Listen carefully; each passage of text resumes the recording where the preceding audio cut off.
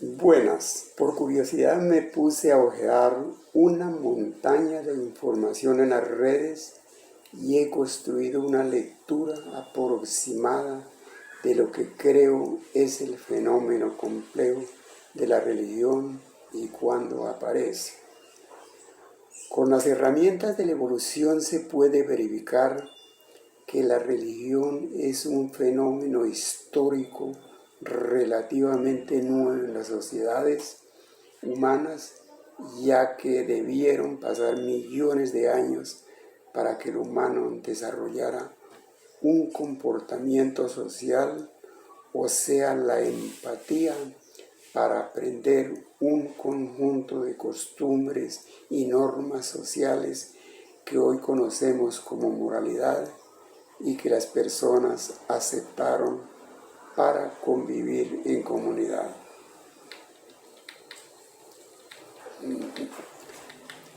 Al parecer, este fenómeno comienza con el advenimiento de un homínido llamado Australopithecus, que evolucionó durante 3 millones de años y luego fuera reemplazado por un ser humano más desarrollado llamado Homo erectus, que inicia la construcción del lenguaje, significando un salto extraordinario de nuestra especie.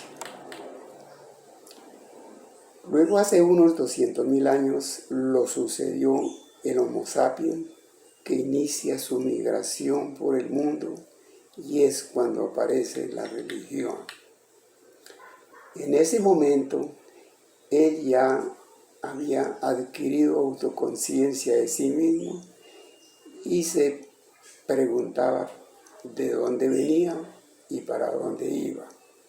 Los hallazgos arqueológicos cuentan que hace unos 70.000 años las sociedades humanas iniciaron el acto del entierro de sus seres queridos, que les producía terror y tristeza, y es cuando en su cerebro florecen las emociones y la imaginación, y con ellas nacen mitos, leyendas, ritos, sacrificios, ceremonias, oraciones, etc.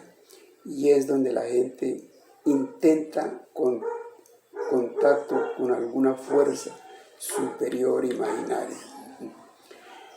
En la primera religión, llamada animismo,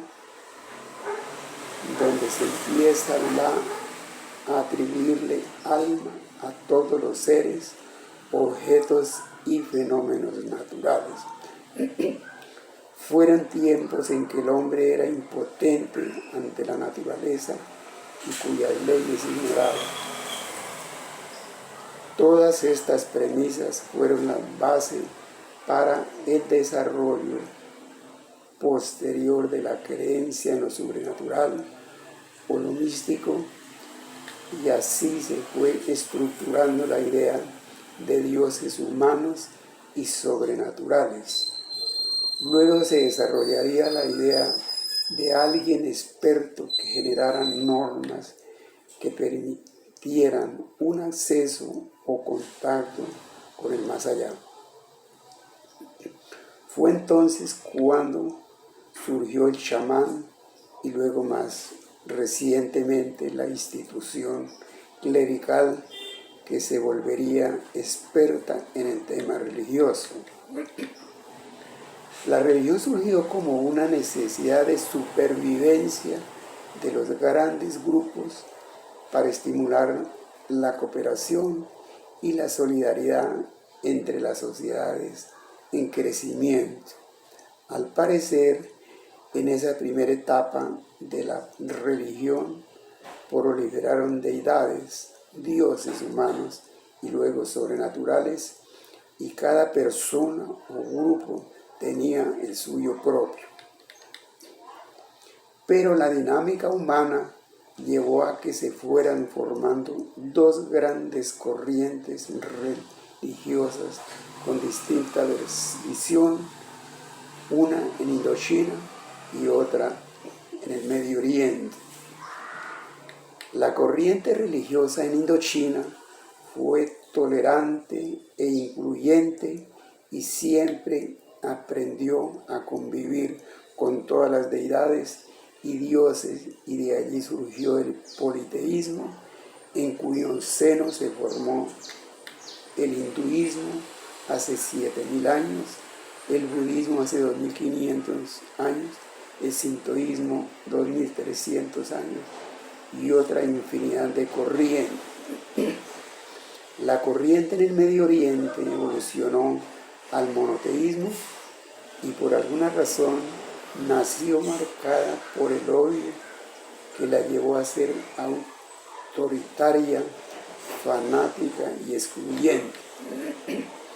Allí nació el judaísmo hace 2.000 años antes de Cristo, el cristianismo en el año que se llama nuestra era y el Islam en el siglo VII después de Cristo.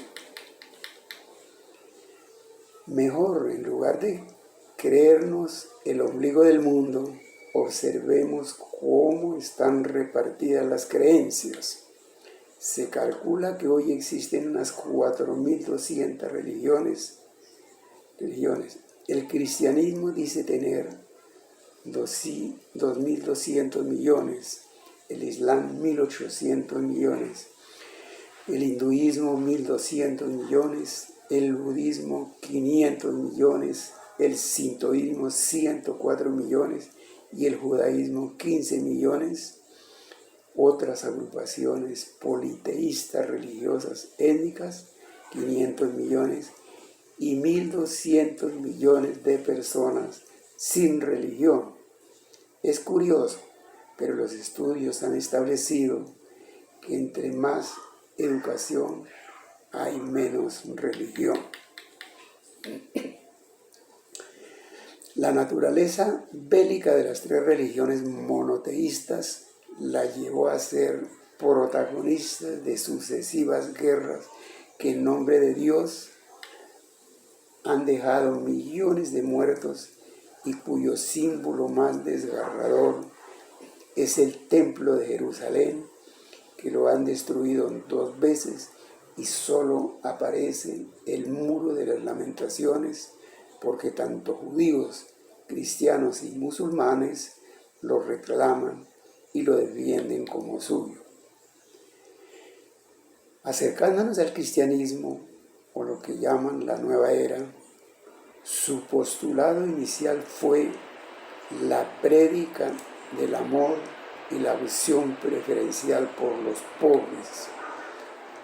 Ese ideal lo mantuvo hasta el siglo V, cuando la Iglesia Católica se convirtió en la religión oficial del Imperio Romano, y de ahí en adelante sus prácticas dieron un giro de 180 grados.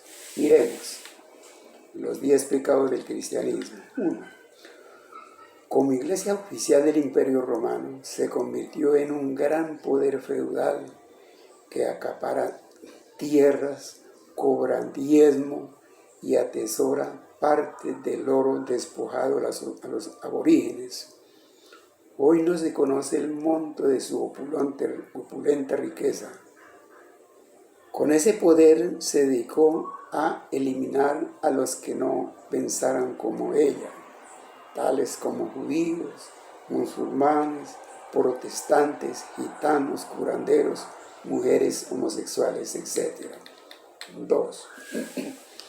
La Iglesia fue la que estableció la Santa Inquisición, que llevó a la hoguera a más de 30.000 personas, especialmente mujeres, para imponer su machismo y su ortodoxia contra cualquier expresión que desafiara su autoridad. Para tal fin, refinaron 15 torturas en España y otras en la colonia, que al solo nombrarlas causan perturbación y escalofrío. La Iglesia Católica impuso las cruzadas, que fueron guerras religiosas que durante 10 siglos de la Edad Media para acabar con los paganos que no estaban de acuerdo con ella. Se ha establecido que los conquistadores se aliaron con el Vaticano para imponer un solo Dios y por eso exterminaron las culturas aborígenes, saquearon y aniquilaron el 85% de la población nativa. Quinto, la Iglesia fue aliada del entre comillas, caudillo Franco por la gracia de Dios en la Guerra Civil Española, que arrojó más de 500.000 muertos con repercusiones nefastas para América Latina. En el Holocausto nazi, los jerarcas del Vaticano guardaron un silencio cómplice y cuando fue derrotado Hitler, ayudaron a escapar a miles de criminales de guerra, mientras que cientos de sacerdotes y monjas sufrían las consecuencias por ayudar a las víctimas. Séptimo, durante casi 2 siglos, Colombia ha padecido el yugo violento de la Iglesia y de la Santa Alianza del Partido Conservador y la Iglesia Católica.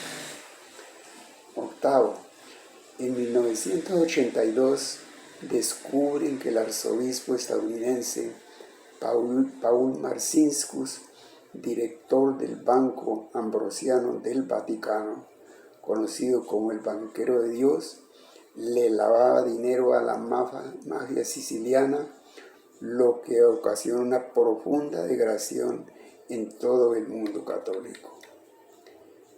Noveno, la pedofilia en la Iglesia es la violación de niños por parte de sacerdotes, obispos y pastores.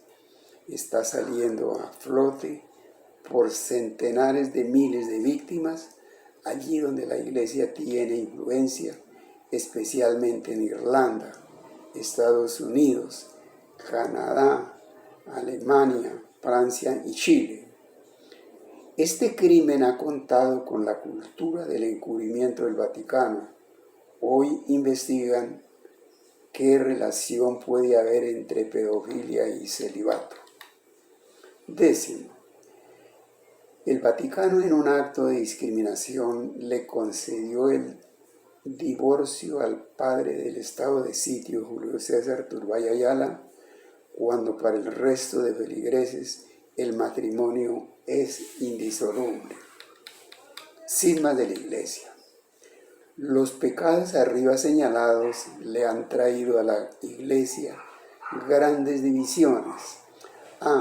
En el siglo XI la Iglesia se parte en dos, la corriente católica y la ortodoxa. B. En el siglo XVI Martín Lutero se rebela y crea el protestantismo. C. El movimiento de la teología de la liberación hace su aparición en 1960 como una expresión de rebeldía de sacerdotes que influyó a todo el cristianismo para reivindicar el lema de la prédica del amor y la opción preferencial por los pobres. Y D. En los últimos 54 años, la Iglesia Católica ha perdido un 20% de sus feligreses y con ellos se han formado una gran variedad de grupos cristianos que se agrupan en más de 6.000 iglesias, pero casi todos conviven con la injusticia y buscan frenéticamente ingresos para sus pastores. Reflexión. Parece increíble que la religión que nació para estimular la cooperación y la solidaridad de las agrupaciones humanas y que se apoyó en el postulado de la prédica del amor y la opción preferencial por los pobres, haya estado involucrada en graves hechos que contradicen lo que predican y siguen mirando para otro lado cuando la codicia, la desigualdad y la violencia destruyen el mundo. Las jerarquías de la religión, con su inmenso poder sobre el 84% del mundo, de la población del mundo, deberían aceptar y reparar sus errores, cumplir lo que predican, renunciar a sus privilegios, estar al lado de la ciencia, respetar la autonomía y decisiones de los estados, facilitar el matrimonio de los sacerdotes.